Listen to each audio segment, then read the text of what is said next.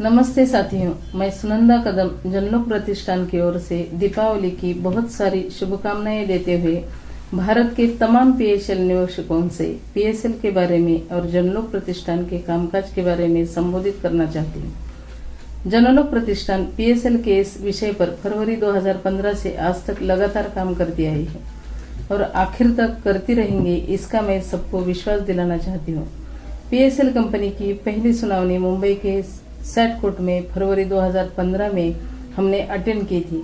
लगभग 7 मंथ वहां हम निवेशक होकर खड़े थे। परिणाम स्वरूप 12 अगस्त 2015 को पीएसएल निवेशकों के पक्ष में आया था और यही से सभी निवेशकों की जीत की शुरुआत हुई थी। माननीय सैट कोर्ट में जनलोक प्रतिष्ठान के साथ महाराष्ट्र के साथ अन्य स्टेट भी निवेशक हाजिर थे। इस कोर्ट में हर केस में जाने से बहुत सारी घटनाएं और जानकारियां सामने आ रही थी। उसी बारे में जनलोक प्रतिष्ठान ने सभी डिस्ट्रिक्ट में जाकर सही जानकारी देने की शुरुआत की। बहुत सावधानी से और जोखिम उठाकर हम काम करना शुरू कर दिया। इसी काम का पहला कदम उठाते हुए पीएसएल के बारे में 24 फरवरी को भारत के प्रधानमंत्री जी, माननीय मुख्यमंत्री जी, महाराष्ट्र राज्य, माननीय सेबी, माननीय सैट कोर्ट सभी को खत लिखकर सूचित किया गया। 4 जून 2015 डायरेक्टर्स और चेयरमैन ऑफ पीएसएल इनको भी खत लिखकर पीएसएल निवेशक और फील्ड वर्कर पर क्या बीत रही है और उनको किन किन कठिनाइयों का सामना करना पड़ रहा है, यह जानकारी दी। उसकी कुछ भी दखल न लेते हुए उसका जवाब नहीं मिला। साथ साथ वित्त मंत्री अरुण जेटली जी को भी लेटर भेजकर सूचित किया। जनलोक प्रतिष्ठान के माध्यम से थोर समाज सेवक अन्ना हजारे जी को खुद जाकर लेटर देकर इस विषय पर बातचीत की। उनकी राय लेकर उनके मार्गदर्शन पर महाराष्ट्र के सभी 36 डिस्ट्रिक्ट के निवेशक और फील्ड वर्कर इकट्ठा होकर 25 जून 2015 को हजारों की संख्या में पुणे कलेक्टर कचहरी पर आंदोलन किया और कलेक्टर साहब को लेटर द्वारा सूचित किया। हर डिस्ट्रिक्ट कलेक्टर को निवेदन दे दिया। माननीय सैट कोर्ट में केस दाखिल किया नहीं कर सकते, लेकिन जज साहब की परमिशन लेकर पीएसएल निवेशक और फील्ड वर्कर की हालातें और कठिनाइयां मैं खुद कोर्ट के सामने रखती थी। साथ साथ माननीय सेबी को खत द्वारा संपर्क में थे। परिणाम स्वरूप माननीय सैट कोर्ट ने 12 अगस्त 2015 को निवेशकों को दिलासा देते हुए अपने पक्ष में परिणाम दिया, लेकिन कंपनी ने पैसे देने के बजाय जनवरी 2016 को फिर से माननीय सुप्रीम कोर्ट में अपील कर दिया और ये प्रोसेस को ज्यादा टाइम पास करने का प्रयास किया। इसी बीच 10 जनवरी को राष्ट्रपति जी को तमाम भारत के पीएसएल निवेशकों की ओर से लेटर द्वारा जानकारी दे दी। यह आंदोलन महाराष्ट्र का नहीं बल्कि पूरे हिंदुस्तान का भाग हो चुका था। इस ऊपर सभी एआईएसओ के अभी के लीडर्स और जनलोक प्रतिष्ठान के माध्यम से 24 अगस्त को भारत के सभी राज्य के निवेशक इकट्ठा होकर दिल्ली स्थित जंतर मंतर पर दूसरा आंदोलन किया, जिसमें लगभग 50,000 निवेशक शामिल थे। उस वक्त चेयरमैन के छतरपुर के बंगले पर भी हमला किया था। अभी इस लक्ष्य के साथ मुंबई से दिल्ली पर देना भी शुरू कर दिया। जनवरी 2016 सुप्रीम कोर्ट की पहली डेट के बाद महाराष्ट्र में सभी डिस्ट्रिक्ट कमेटी बनाई थी। सब निवेशक इकट्ठा होकर माननीय राष्ट्रपति, माननीय पंतप्रधान जी, माननीय सुप्रीम कोर्ट, माननीय सीबीआई, सेबी सभी को जनवरी में बहुत बड़ी संख्या में व्हाट अबाउट 75% निवेशक फॉर्मेट में लेटर भेज दिए थे। परिणाम स्वरूप 2 फरवरी 2016 को माननीय सुप्रीम कोर्ट ने भारत के जाने माने जस्टिस लोढ़ासर जी की अध्यक्षता में कमेटी का गठन किया और सीबीआई के पास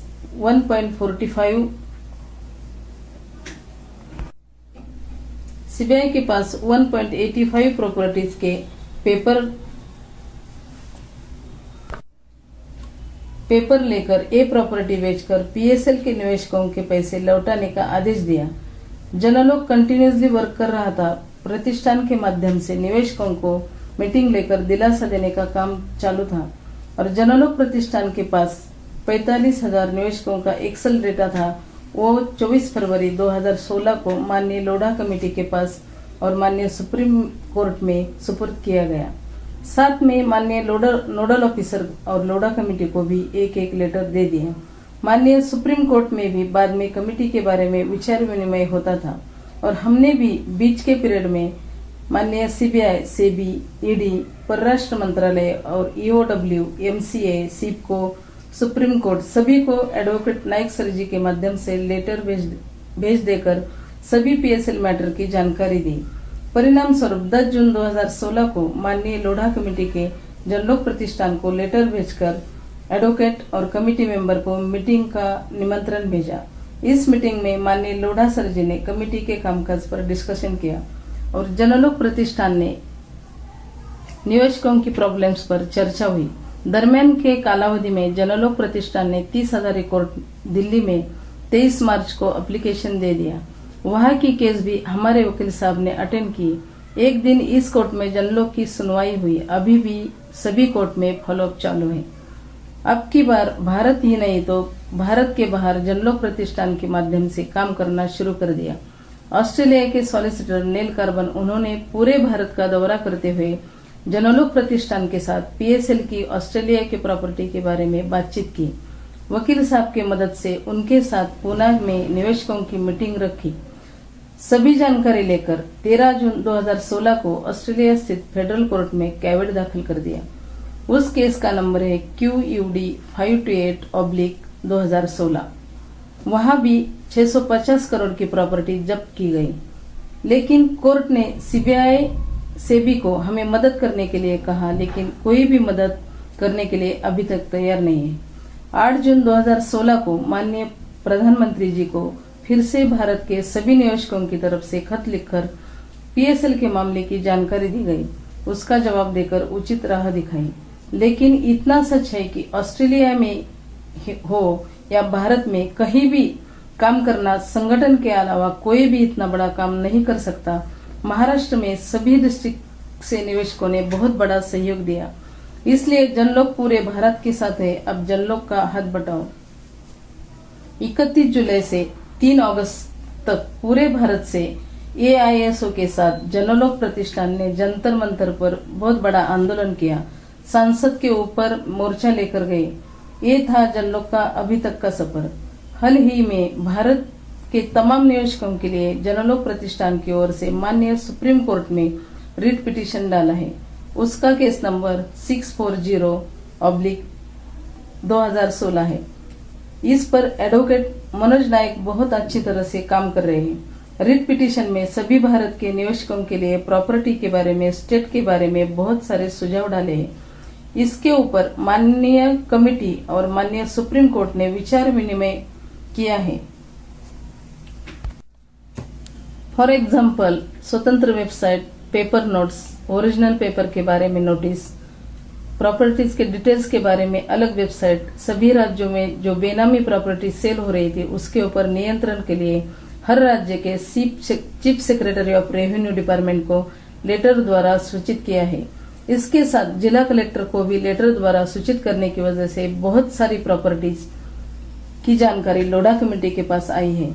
आपको भी अगर 26,500 प्रॉपर्टीज के अलावा पूरे देश में पीएसएल की किसी भी प्रॉपर्टी की जानकारी मिलती है तो उसके फोटोग्राफ, पेपर्स माननीय सुप्रीम कोर्ट के माध्यम से लोढ़ा कमेटी तक पहुंचाने के लिए जनलोक प्रतिष्ठान की मदद कीजिए। ये सारी घटनाओं से यह पक्का हुआ है कि पैसे सिर्फ माननीय लोढ़ा कमेटी और सुप्रीम कोर्ट के माध्यम से ही प्राप्त होने वाले हैं। इसलिए अपना समय, पैसा और कष्ट उपयोग करते हुए कम से कम समय में अपना खुद का पैसा पाने के लिए कोशिश करते रहें और लोढ़ा कमेटी को हाथ बटा के मजबूत बनाएंगे, क्योंकि सुप्रीम कोर्ट का जनलोक प्रतिष्ठान के एडवोकेट से सख्त कहना है कि लोढ़ा कमेटी को अपना कहना बताओ, हम पूरा सहयोग देने के लिए तैयार हैं। हमारा काम हमें जनलोक प्रतिष्ठान ने नेशनल और इंटरनेशनल दोनों लेवल पर अपना वर्किंग प्लान बनाया है और काम भी सही दिशा में चालू है। इसलिए हमें कानूनी तरीके से लड़ना है। पीएसएल की अधिकतम प्रॉपर्टीज की जानकारी प्राप्त करने की और उसके लिए पैसों की भी मदद जरूरी है। आर्थिक मदद के लिए अगर ऑनलाइन मदद करना चाहते हो तो जनलोक प्रतिष्ठान के माध्यम से पीएसएल निवेशकों को ऑनलाइन रजिस्ट्रेशन की सुविधा उपलब्ध की है। इसके फॉर्म डिटेल्स और अधिक जानकारी वेबसाइट पर उपलब्ध है। भारत का कौन सा भी पीएसएल निवेशक जनलोक का सदस्य हो सकता है। उसे पीएसएल के बारे में पूरी जानकारी ऑनलाइन मिल सकती है। ऑनलाइन पीएसएल के निवेशकों की पॉलिसी के डिटेल्स के साथ डेटा आएगा। उसका एक्सेल डेटा बना के माननीय लोढ़ा कमेटी तक पहुंचा जाएगा और सभी निवेशकों का समय, पैसा, तकलीफें कम होकर ऑनलाइन सब सुविधाएं घर बैठे मिल सकती है। जनलोक की तरफ से सबसे महत्वपूर्ण बात यह है कि पीएसएल की प्रॉपर्टी सेल करने के लिए या खरीदने के लिए बड़ा खरीदार लगाने का प्रयास भी जनलोक कर रहा है। इसमें बहुत बड़ा फंड एक साथ जमा होकर जल्द से जल्द निवेशकों के पैसे वापस देना शुरू हो सकता है। इसलिए जनलोक के माध्यम से सभी तरीके से पूरी ताकत लगाई जा रही है। आपका समय, पैसा और ताकत आंदोलन तथा मीटिंग के लिए खर्च मत कीजिए, जिसकी वजह से अपने लिए काम कर रही लोढ़ा समिति और माननीय सुप्रीम कोर्ट को कानूनी कामकाज में कोई दिक्कतें पैदा हो। जनलोक प्रतिष्ठान के माध्यम से और एक महत्वपूर्ण बात बताना चाहती हूँ कि कुछ संगठनाएं जनलोक का नाम लेकर फंसाने की भी कोशिश कर रही है। ऐसे हालत में जनलोक प्रतिष्ठान के ऑफिस कांटेक्ट पर फोन करके जांच कर सकते हैं। कुछ संगठनाएं सेबी तक डॉक्यूमेंट देने का गलत आश्वासन दे रहे हैं। पूरे महाराष्ट्र में जनलोक प्रतिष्ठान एक ही है, तो फ्रॉड लोगों से खुद को बचाओ। जनलोक प्रतिष्ठान को आप खुद की मर्जी से आर्थिक मदद ना कर सकते तो भी जनलोक प्रतिष्ठान आखिर तक ये लड़ाई लड़ेंगे। हमारा काम हमें ही करना है। पूरे भारत से आपके कुछ अच्छे सुझाव का जनलोक प्रतिष्ठान आदरपूर्वक सम्मान करेगा और उसे वर्तमान में लाने की कोशिश करेगा। ऑस्ट्रेलिया स्थित फेडरल कोर्ट की अगली सुनवाई 27 जनवरी को है और माननीय सुप्रीम कोर्ट की 9 नवंबर को है। भारत के सभी राज्यों के हम पीएसएल निवेशक इकट्ठा आकर ये लड़ाई लड़ेंगे और गांव-गांव के गोर गरीब से और सामान्य से सामान्य निवेशकों को उसके हक की, उसके पसीने की, उसके मेहनत की पूरी कीमत माननीय लोढ़ा कमेटी और पीएसएल प्रॉपर्टी के माध्यम से और आप सबके सहयोग से दिलाकर ही रहेंगे। धन्यवाद।